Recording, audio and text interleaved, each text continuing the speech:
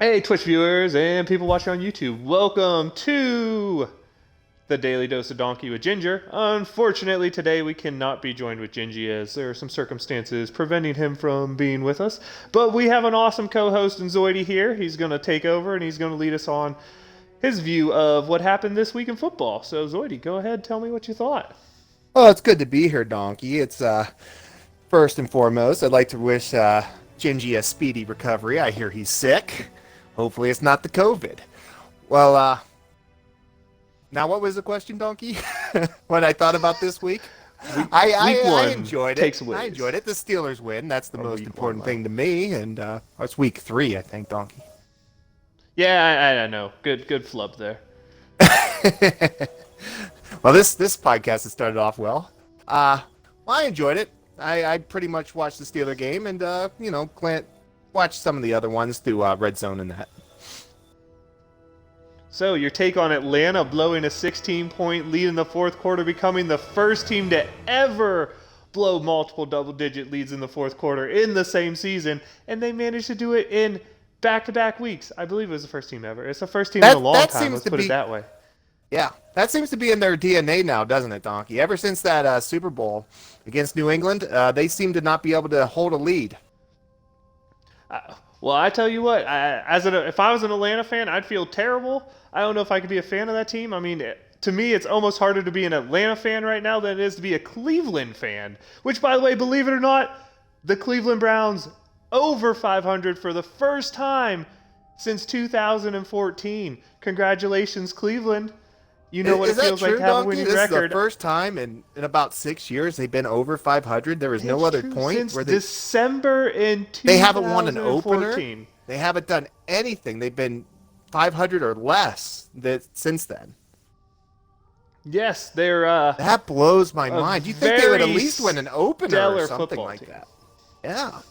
Well, it's hard to do when you have a different GM and different coach every year to do anything successful. So, I mean, Well, this who is knows? going to be Baker's third year, is it not? So at least they're able to keep the quarterback for the most part steady. True, but it sounds like the receivers are already winning out. I was hearing Odell Beckham was talking about trying to get traded again because, I Diva Boy isn't getting targeted 20 times a game, so he's a little Cleveland's upset. Cleveland's a terrible place to live. Period. I mean, and then on top of it, you have to be part of a losing organization that doesn't have their stuff together. I mean, that's a hard place to be for any player, I assume. That's true. But on the other hand, let's talk more about diva wide receivers. DK Metcalf over in Seattle, showboating before he scores a touchdown, gets it knocked out, fumbles it through the end zone, turnover, almost ended up costing Seattle that football game, which, I bet Russell Wilson would have been really pissed if that became the case. Yeah, you sure do need to secure that rock, Donkey. I don't know what was going through his mind. You could always celebrate after you cross the goal line.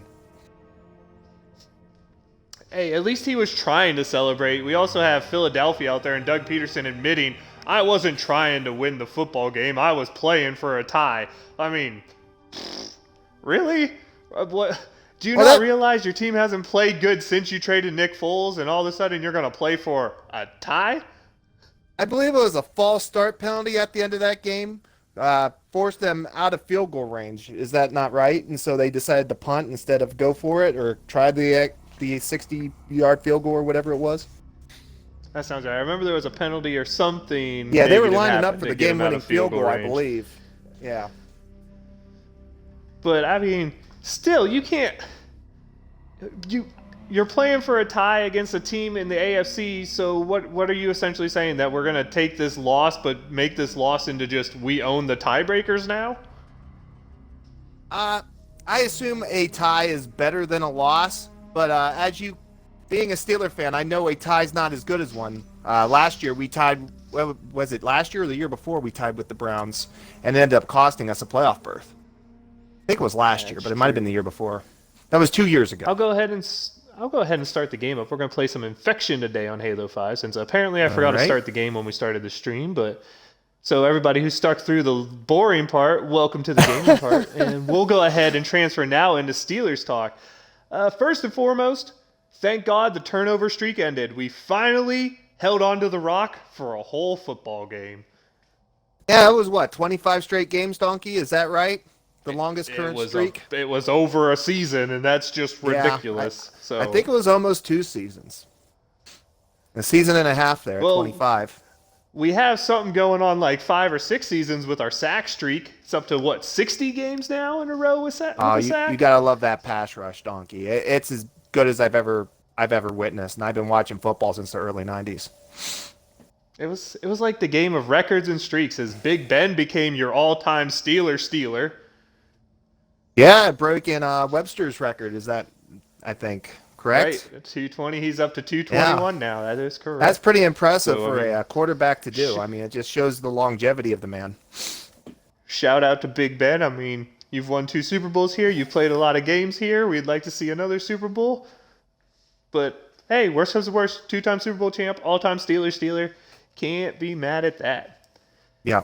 Now into more things that happened during the game. I felt this game changed with whatever the hell the coaches did at halftime. Because that team that played the second half was not the same team that played the first half.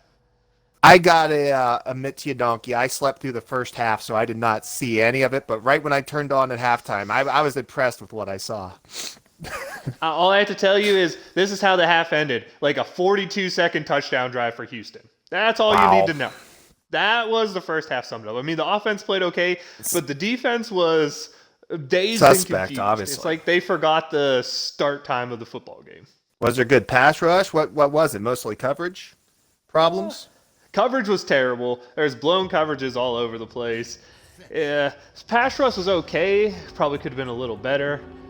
I don't know. It's just one of those things where nothing seemed to be working on defense. I mean, 21 points and a half is obviously not a good sign.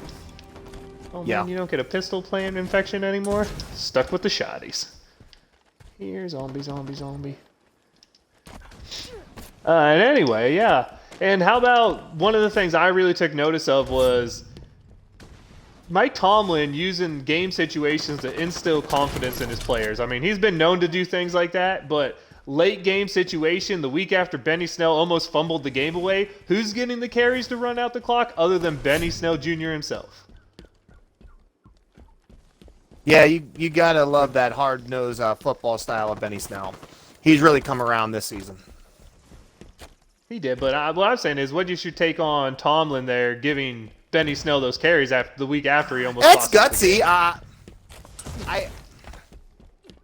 I don't think I would have done it. I think I would have put it in the hands of somebody that secures the football, But it ended up working out, and he gave the young kid a chance.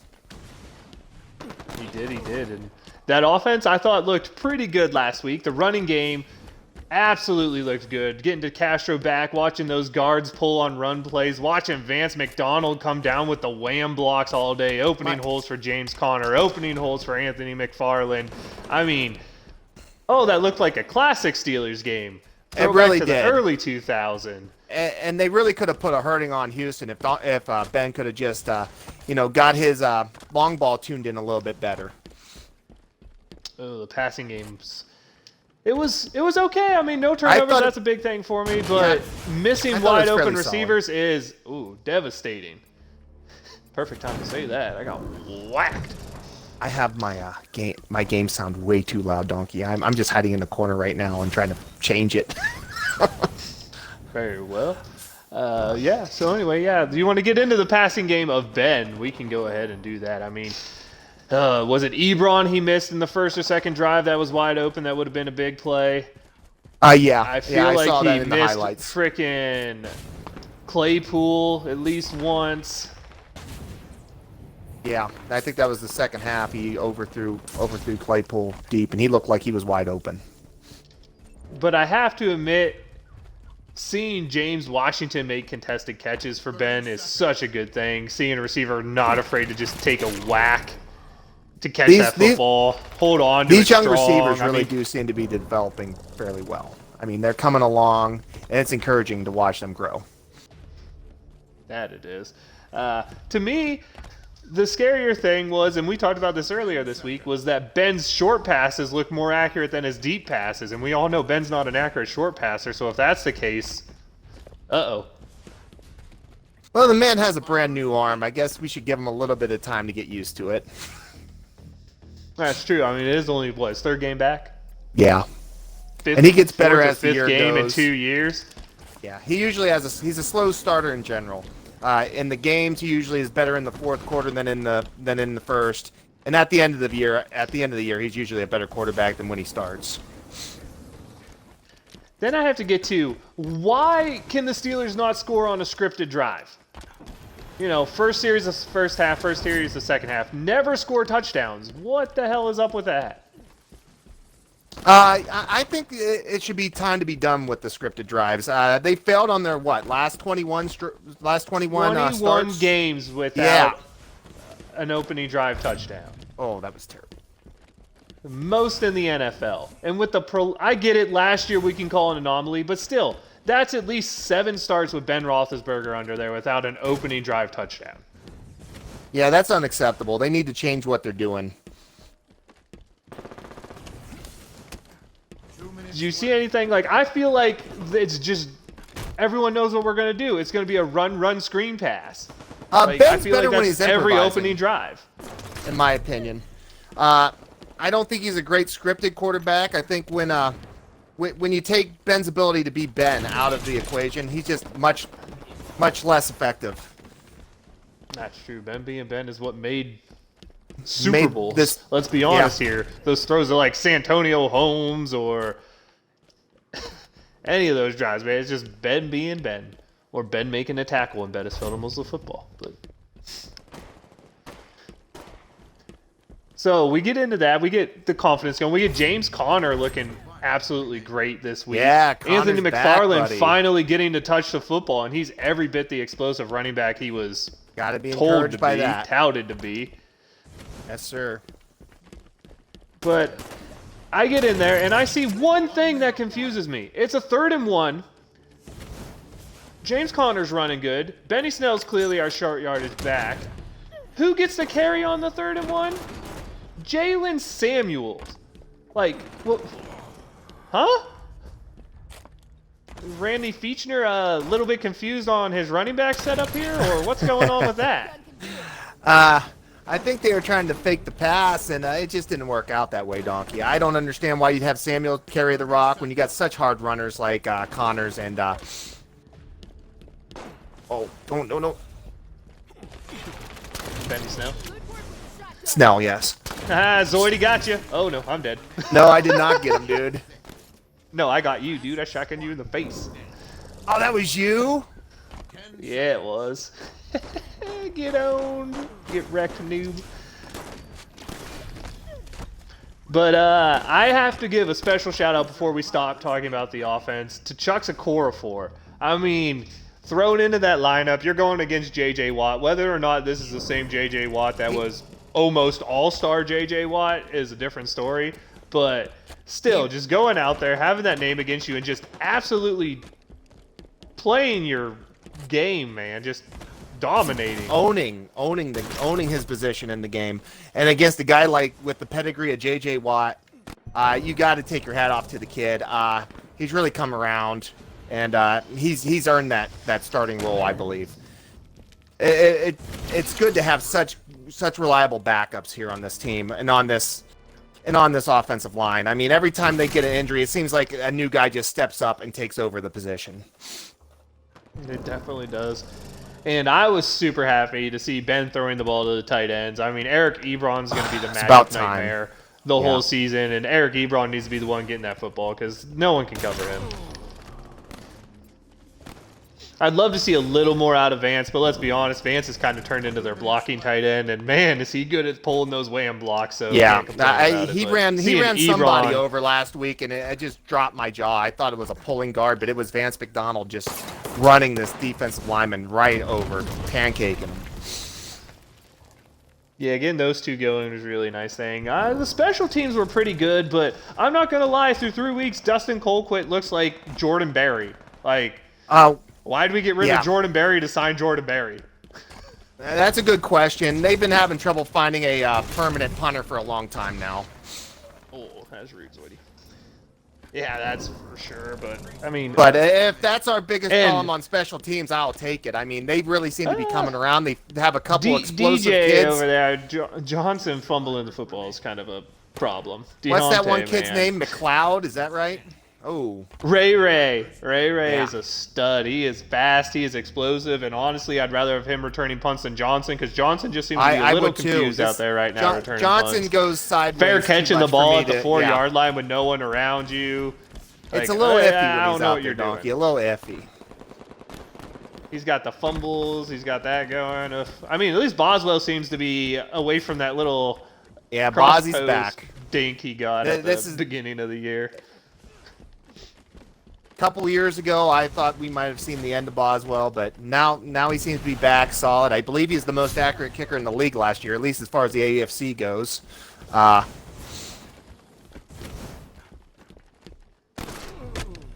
it's. I good to gotta have be special honest, teams work well. I've been pretty encouraged to see what I have with the special teams this year, or at least since week 1. And we get to the defense, and tale of two halves. First half, coverage terrible. Steven Nelson looked absolutely lost a couple times. Mike Hilton's tripping over his own feet, giving up a touchdown. The Houston He Texans recovered well scored. after. But The Steelers take the lead, and the Houston Texans score in 42 seconds to end the half, essentially, because we get the ball back and take a knee, which I'm going to get into how taking the knee there is terrible. Houston has, like, no timeouts. We have the field. Ben was looking good. We should not have taken a knee at the end of the half. I hated that decision, but it's what they did. And especially right after Houston just kind of scored in 42 seconds and took the life out, I would have loved to see us try to come back and at least get a field goal there. But we didn't. We let them score. We went to half with that taste in our mouth, and maybe that's what we needed. with Ben Roethlisberger as your quarterback, I don't think you should ever take a knee at the end of the half. I mean, the guy's a closer. That's what he's good at. You should just let Ben try to be Ben. True. And so I saw the most true display of Vince Williams I've ever seen in my life. We throw him into coverage. He gets burned, but it was a bad pass. The next play he goes, and it was either a run stop or something. He runs right up there and just shows what Vince Williams is good at. Because, Vince Williams playing downhill, great player. Vince Williams trying to cover anything, terrible decision. Like, woof.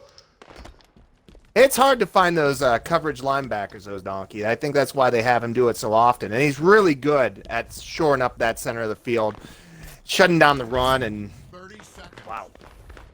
I think he's a good run stopper, but if I ever see him in man-to-man coverage again, I'm going to lose my dinner. Like, the dude can't man-to-man cover a wet bag. That's a fair point, Donkey. Like, we have Devin Bush, and Devin Bush has looked pretty good in coverage this year. I mean, he's got beaten a few times, but most of the time it looks like he's in position. He's just 6 inches too short. And the other guy who should be getting a lot more playing time on passing downs is Cam Sutton. Like, every time I see him in there covering a tight end or covering a wide receiver, they never get anywhere. Like, Cam Sutton just shuts them down. Well, they always traditionally have had trouble covering tight ends.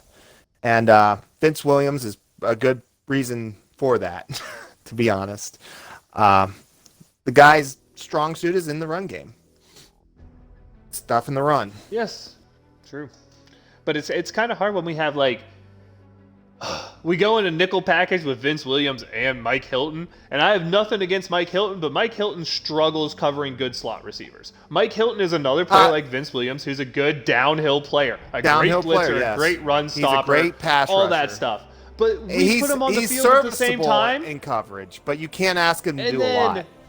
As you saw, he had a drop pick, them both he had a into pick coverage. last week, and but he did have He's help a on big that play, player. and that's why he was able to make that play. Is because He's a big player. He makes big plays, but I just don't understand why, like 6 years running, we do the same stuff. We put those two guys in coverage situations we know they're going to fail at, and then act confused when we're down 14 points to the good teams. Like, you can't be doing that against the New Englands. Well, I don't even know if we can call them that anymore. But, like the Baltimores, the Kansas Cities, you can't be doing that against them. They'll make you pay. We got away with it against Houston because, let's be honest, I mean, they traded away their best playmaker for nothing. Yeah. They are just kind of a little lacking of a team. Now, they were a desperate team coming in, and pulling off a win against a desperate team is never easy. That's always impressive. That But team knew its season was on the line in that game, and they still couldn't pull it out. but the Steelers never put away anyone is my problem here, and it's because we play the same problems, and everyone sees what our problems are, and we don't do anything to address them. They showed up again. It's a team that's always going to have matchup problems when it comes to tight ends. They are very reliant on their pass rush to stop your aerial attack, and if it's not getting there, you're in big trouble because the tight end, the linebackers just can't cover the tight ends for more than a couple seconds. They're just not good enough for it, Donkey. That's true, but I don't know. I feel it this year. I hope it goes away, but I feel like this is the last 2 years we had when we had Antonio Brown and Le'Veon Bell, where that killer instinct's just not on the team. Like, putting people away just doesn't happen. The defense either gives up a touchdown when they shouldn't. The offense goes 3 and out after a big stop and turnover. You know, there's just something that's missing. First strike on the Zoidy. Let's go. I don't know this map, Donkey. It's crazy. Me neither, but I don't know. I just want to see killer instinct happen on this team. You know what I mean? Like, when's the last game you felt was a comfortable win? Like 2014? That's a good question. Maybe we'll start getting comfortable. Anytime this team plays a team it should blow out, they almost never do. In fact, it's not uncommon for them to lose those games. Oh my god. Oh, Donkey. Oh, Donkey. I didn't even see that you. That was a whiff and a half right there. Anyway, so one of the highlights for me was watching Devin Bush break up the touchdown throw to Darren Fells. It would have been a big one. Yeah, I love seeing Bush get his hands in between right there. Yeah. If we could just turn him into a good play on the ball. Yeah. Yeah, that was a big play too. 3 survivors remain. 2 survivors remain. And I mean, shutting down that Houston Texans offense for the whole second half was nice to see. The run D looks absolutely impressive. stellar, but I mean, what they definitely let him play in the second half. I mean, there was a hit on the sidelines on Watson that I thought probably should have been called for roughing that they didn't call. And, dude, officiating sucked. I'm going to say that. It was both ways. I just felt like the officials were bad. I thought they definitely at least from what I saw, they let them play that game. And they weren't like calling Chase interference calls. Getting his hand pulled away from the football. Yeah. Yeah. Not getting called. We had a I feel like a decently blatant PI get uncalled for us. So I mean, it's not like I'm saying they were just against us. I'm just saying they were bad. Like it was. I really you should not be talking about officiating. Yeah. It feels like we talk about officiating every week though in this league, Donkey. It just seems to be a problem. There is a lot of rules, and with all the camera angles these days, I mean, you know when they make a mistake. It's probably really tough to be an official. How about Big Ben's rumbling, stumbling, stiff arm and run that's clearly a first down, Donkey. Goes into review and gets upheld as being short? Like, even Gene Steratore was absolutely confused how that happens. Like, when you have an officiating guy saying, how does that happen on the thing? Like, I believe they isn't the confirmed biggest... it. Yeah.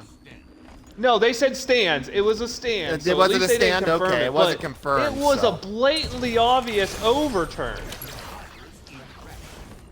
Like, how do you miss that? And then there was another one, I think it was in our game, that happened too, and it's just like... How can officiating still be a problem? You think something with there being overview from oh no, I'm dead. Overview from the league office that they would be able to catch these better than they have. Just give me robo refs at this point. I mean, oh my goodness gracious, it's terrible. Okay, now we're gonna get to the fun part. We're gonna talk about the Week 4 opponent, the Tennessee Titans. Oh wait, no, we're not. Because the Week 4 opponent turns out to be COVID-19. So Steelers, decide we're going to take our bye week this week, we'll play Tennessee in week 7, and we'll give Baltimore a bye week before they get to play us in week 8. Woo, that's not fun. I don't approve, but hey, that was the easiest way to deal with it. And it seems to be winning the fight with many things right now. Everybody I talk to seems to be coming down with it, or knows somebody that's coming down with it. Hell, it got the president. How do you think of the way they redid it, though? I mean, it definitely was the easiest way to give us our schedule, to just move the Titans game to week 7, then move our game to Baltimore to week 8. But giving Baltimore a bye before they play us, boy, I'm not sure I'm happy about that. Yeah, that's a tough one for us. And, I bet Baltimore maybe, didn't argue. No way. They're like, you want to move our bye to give us a bye before the Steelers? Heck yeah. Yeah. At least I can 2 say weeks of it's the prep for the at Steelers? Baltimore Okay. game. So at least it wasn't double prep for the game they get to play at Pittsburgh. So I'm happy with that. Although I guess really it's not that big of a deal being a home game anymore, since fans can't really be there, or if they are, they're in very limited capacity. That's absolutely true. I don't believe Pittsburgh's having any fans, at least for the foreseeable future.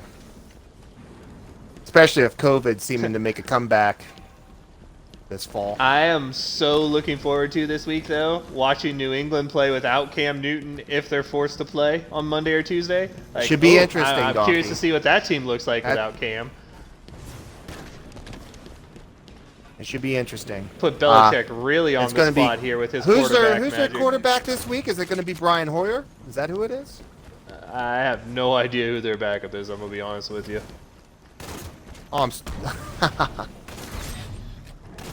But yeah, that's fun. I mean, COVID's breaking through that team. COVID broke through Tennessee. They got, up to 16 positive tests? I think it was 8 players, 8 coaches. Yep.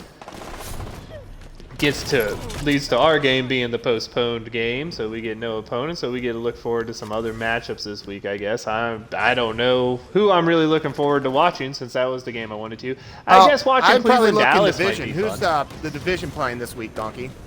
Cleveland plays Dallas, and Dallas is a team that really needs to get it going at 1 and 2, so they'll give the Browns the best they can, and we'll get to really see the Browns play their first probable really tough opponent outside of Baltimore, so that should be fun. Cleveland, here's your chance to keep that over 500 record, no pressure. Baltimore goes to play the Washington football team, and the Washington football team just lost Chase Young, so who knows how that one's going to turn out for them. In our blessed 0-2-1, yeah, they got a tie. 0-2-1 Bengals go to play the Jacksonville Jaguars. Oh, hope Gardner Minshew and his facial hair can make it happen.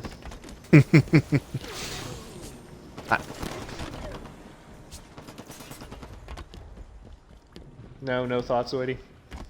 On Gardner Minshew? That's a badass mustache. No, on anything that's going to actually happen this week of the random football games that might actually happen. Not really. I'm rooting for Washington. That's kind of a backyard brawl for those guys. I think maybe they'll be able to pull that off. I'm hoping anyway. But other than that, I don't really have any deep thoughts on this week. All right. Zoe, you got any shout-outs you want to make before we... Well, like I said, I hope Gingy starts feeling better. Oh, man, I took last place in this one, Donkey.